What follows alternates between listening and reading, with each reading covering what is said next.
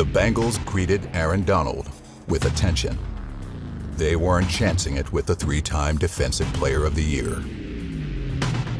In the opening minutes of Super Bowl 56, they took a different kind of risk. The test. Yeah. We want you to voice over a couple of videos that we talked about. Let's see what I can figure out here. Okay, well, this one is, okay, this is a truck. It's about to get hit by a train. What do you say? In a world where trucks get hit by trains, Yes! damage is serious. Wow. Oh, yeah. Man, I wish I had you when I was single, man. I'm like, here all filled things. It's summertime in New Jersey, and you know what that means. Stretch out. Hey, focus in here. The entire viewing audience was focused on the man leading the Chiefs to their first Super Bowl in 50 years. But Patrick Mahomes didn't begin the game by matriculating the ball down the field. On second down, this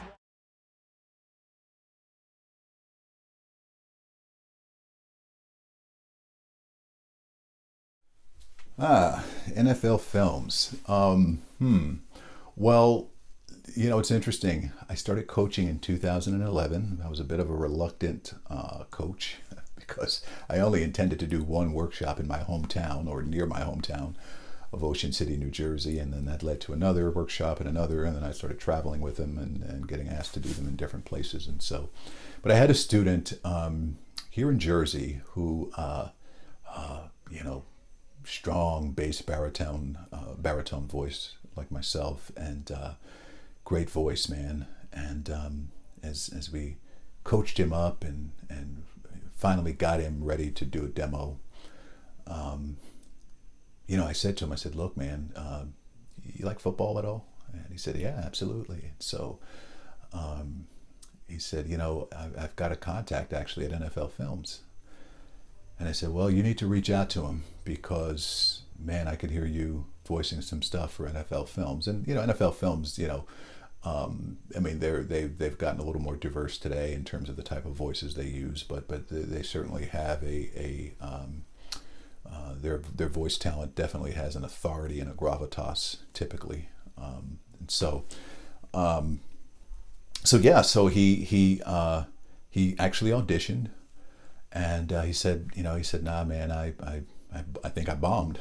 And so I said, wow, well, you know, don't give up on it. You know, I said, hang in there, work that demo, you know, and, you know, I know that, or at least I knew in perhaps a conversation or so that he was, you know,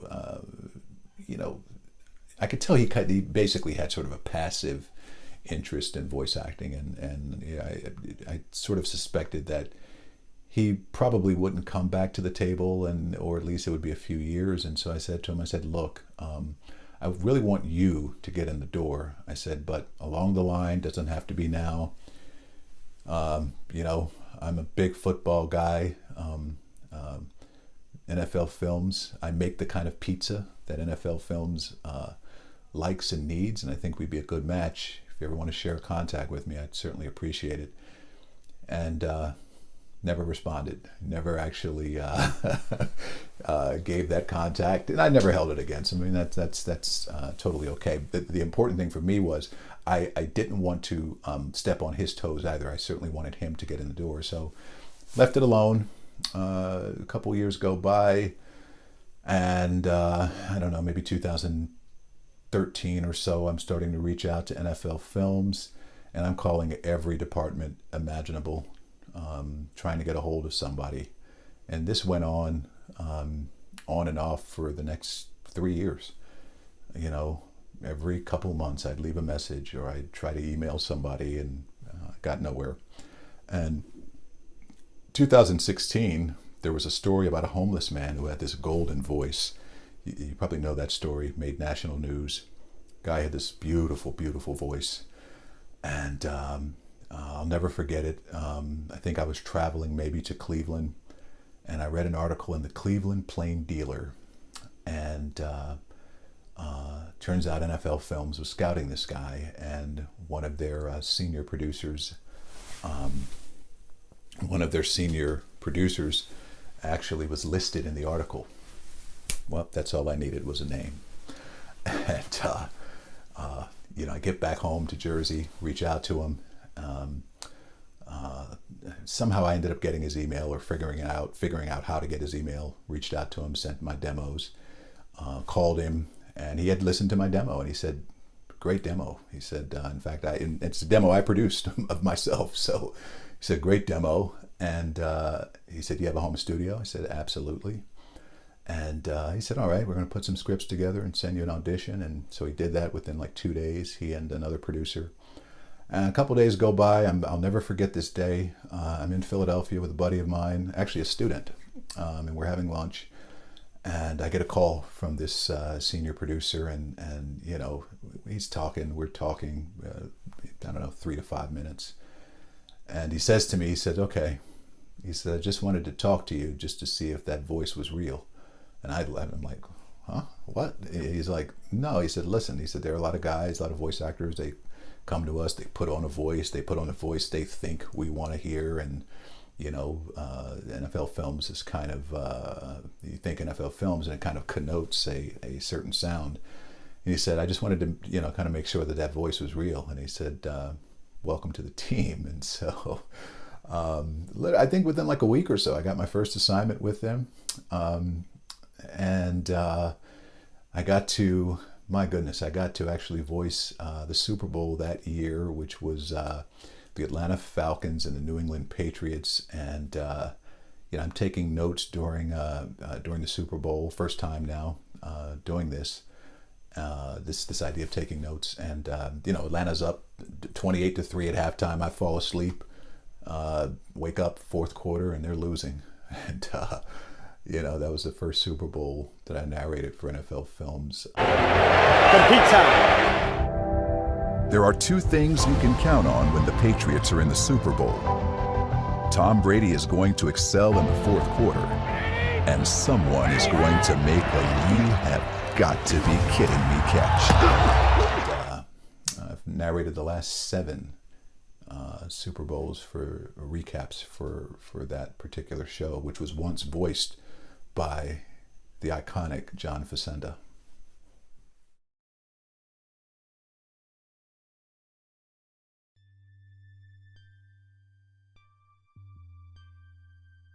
Our next guest is an actor with television, film, and stage credits, including several stage credits right here in Harrisburg.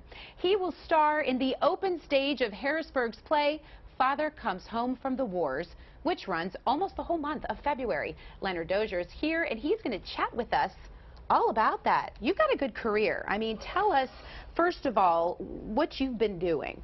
Quite a bit. Yeah.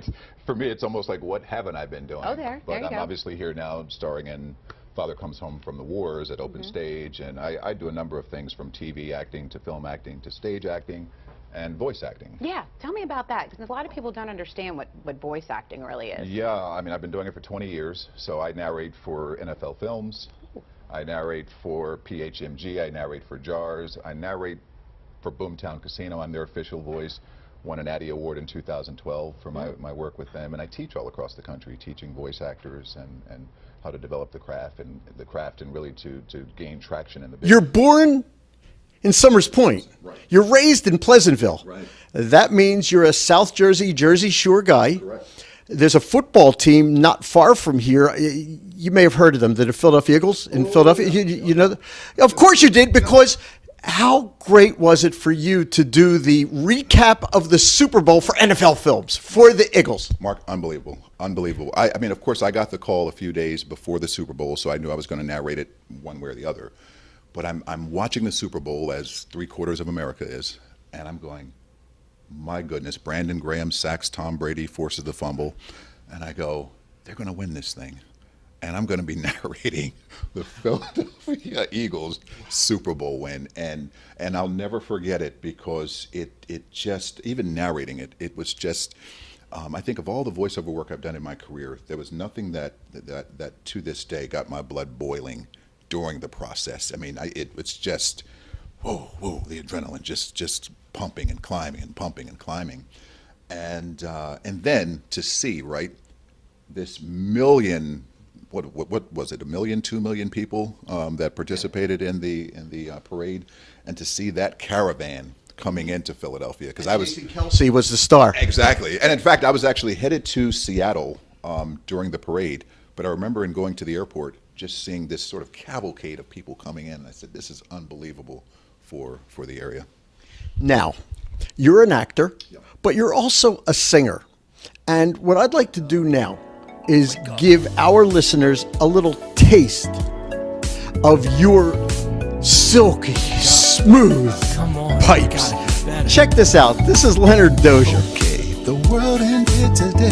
How many of us can say we are truly ready to go? We're not ready for heaven or hell, if you ask me. We live on earth like this is all we know. Oh, people, we can be. Let's get ourselves together. Yes, we can do better. You know it, are we, baby? When I have a singer on, what I don't want to do, what I do is say, you sound like, because everybody wants to sound themselves, but I do ask everybody, who are your influences? And when I heard this track for the first time, I had to say to myself, are you freaking kidding me? Is this Luther? I mean, I hate to do that to you, but it's quite a compliment, actually. It's quite a compliment. Luther was my chief influence growing up. I mean, and it's interesting, Mark, because I think far before I actually even thought about a career in music, and I would just kind of sing. You know, my mother sang gospel a little bit, and so I kind of started writing songs for her. That's kind of how I got my foray into music. But I remember singing early on, and just there was this tone that I had that it just kind of matched Luther's naturally. So it wasn't like this very concentrated effort to sound like it was just there. You know, it's kind of parallels, I think, to some extent, you know, the work I do as Dr. King in some ways, where it's just, you know, sometimes it's just in you. You know, it's not even something you have to concentrate on, really, you know, spending any effort. You were gifted from a higher power, because this track, and I've listened to other tracks too that are equally as good, but this one. So how did you get that particular spot? Yeah, Legends of Oz, interestingly enough, they only had one slot, right? So I had to audition against a couple of thousand people. Okay. This is across the country, across the world for that matter. Right. And Ray, I must have auditioned maybe, I want to say around this time in 2011. Okay. And about 6 months later, I get a call from the PR company in Hollywood. Okay. And you know, and it's so funny. This is hilarious, right? So they call me up and they're like, "Congratulations," and I'm like, "Okay," you know, I'm waiting for the news, and they said, "Well, you know, you've been cast in such and such," and at the time the movie was had a different title. Right. So I'm like, "Such and such what?" I mean, so I think I might have come across like a little bit of a jerk, because you thought it was somebody clowning. Yeah, I'm like, I don't know what this is. It's 6 months later, but to make a long story short, you know, 6 months later, got the call, man, was added to the cast. Congratulations, throughout life. But there's a gentleman by the name of Andrew Manzano, who, if it weren't for him, I wouldn't be the voice actor that I am today. I wouldn't be the teacher and the mentor. You know, I worked with Andrew as a musician in studio, and one day he heard, I was probably 19 years old. Really? And great story. He said, "Leonard, with that voice, man, you should think about doing voiceover work." Wow. And in my 19-year-old, on my 19-year-old high horse, I said to him, I said, "What are you talking about, man? I'm a singer. I'm an actor. I mean, what do you mean voiceover work? I mean, what is that? What is that? Because again, to navigate that space, it's not a household scenario. Absolutely, you know, and but he said, "Okay, here, I got something for you." So he had this artist he was working with who needed a promo done. Yeah. And he said, "Listen, you know, if you'll do this guy's promo, I'll give you free studio time for your music project." Oh my gosh, so I'm sure. I'm signing up for that. You know, so, but literally about 3 weeks later, got my first job with him. Really? Yeah. And so I said, well, maybe there's something to this voiceover thing, right? Our champion Philadelphia Eagles put your voice to the test. Yeah. We want you to voice over a couple of videos that we talked about. Let's see what I can figure out here. Okay, well, this one is okay, this is a truck. It's about to get hit by a train. What do you say? In a world where trucks get hit by trains, Yes. damage is serious. Wow. Oh yeah. Man, I wish I had you when I was single, man. I'm like, hair all filled things. Okay, we have. Hi, I'm Leonard Dozier. I'm playing Troy Maxson in Fences at Open Stage in Harrisburg.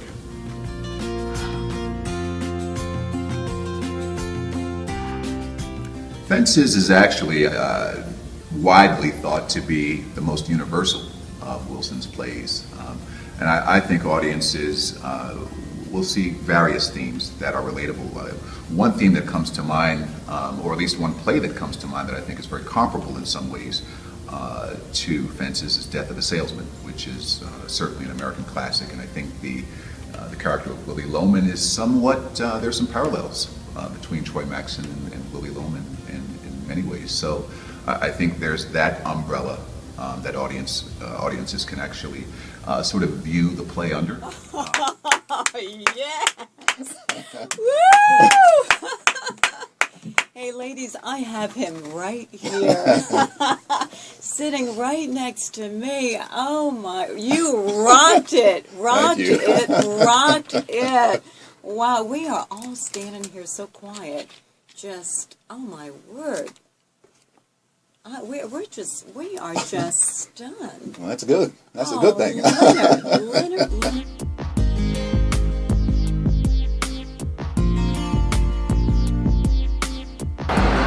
You've been asked by Hollywood to come up with a blockbuster film that you would be the star of.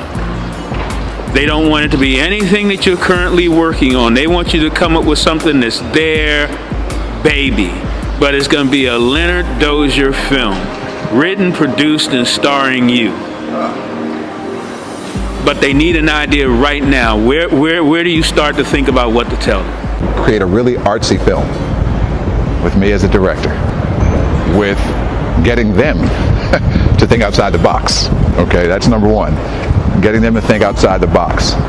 And I think one of the things that I would do is I think we got to go back to a place in film where we really try to provoke thought, change, action, where we transform lives, where we try to make a statement. And I'm not saying it has to be, a political-based film, or has to be something that sort of serves a platform in any capacity. But we have to get to a point of being artists again. And I think we're getting away from being artists to just being businessmen. And I think if we can find a way to sort of amalgamate the two, then we got something. So I think my idea would be, let's do a film that, for me, let's get maybe the top four black stars, the top 5 white stars, I'm sorry. Top 4 white stars, top 4 black stars. Let's start there. So we got some major star power. Now, that's going to command that audience that we need from both sides of the coin. Now we need to talk story. And when it comes to talking story, I think one of the things that we can do is we can go back and remake a film. So we can go back and do a remake, and but we got to find now. The trick in doing that is not to necessarily, because we got 4 heavyweight African American actors, including myself. I'll be the 5th. And then we got, 4 white actors or so, or, it could be 4 Hispanic actors, it doesn't matter.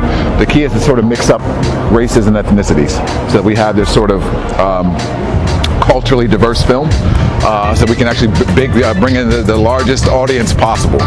And then let's go back and remake a film. Let's go back and remake a French Connection, with these actors. Let's go back but do it in a way that's really artsy, not do it in a way that's business minded. Let's do it in a way, because the business takes care of itself, just based on the fact that you have these heavyweights, that you have this star power. The business takes care of itself. So now you can actually find a way to create a really artsy film. Tall, likable, professional, athletic guy with edge and authority. So any role that sort of suits that or kind of stretches the boundaries of that a little bit.